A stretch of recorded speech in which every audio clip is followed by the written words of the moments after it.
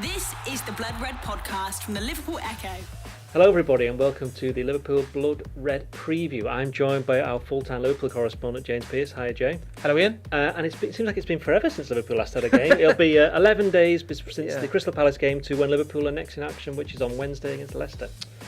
Yeah, can't wait to see the Reds back in action. To be honest, it does feel like it's been a long break, and hopefully we'll see the benefits of that because certainly you contrast the time that Liverpool have had, say to Tottenham in the last 10 days. Two grueling cup ties, picking up injuries, getting knocked out of two competitions, while the Liverpool players have had their feet up in Dubai and then had the luxury of a proper week's preparation before this game against Leicester. So I think you look back on those two previous wins before this little break, and they weren't polished performances. Liverpool ground out results against Brighton and Palace, and you'd like to think that we'll see the benefits of this break come 8 o'clock on Wednesday night. And it's good news certainly for a few Liverpool players because there've been one or two injury problems, haven't there, in recent weeks?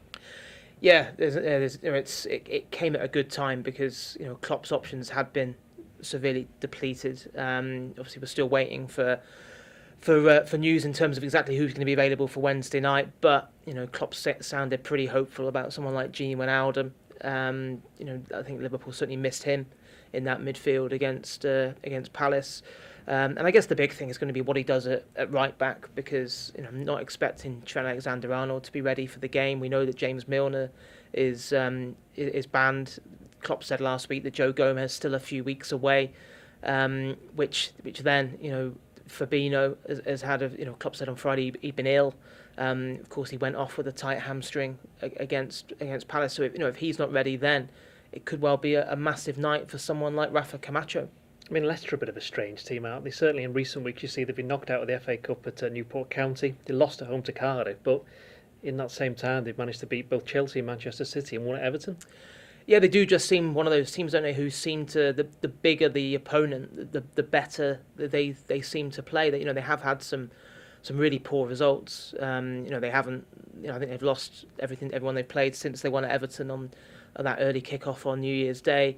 But they've got some dangerous players. I think that this isn't. Although Puel's under pressure, and you get the impression that he might not have too much longer in that job if he doesn't start to turn things around in the next month or so. But yeah, we've seen it from them before. Certainly when you look at someone like Jamie Vardy's record against Liverpool, they've got players that can hurt you. And it was a tough game down at Leicester earlier on in the season. Of course, a game remembered for Alisson Becker's rush of blood, and Liverpool ended up having to really dig deep to hold on for victory that day.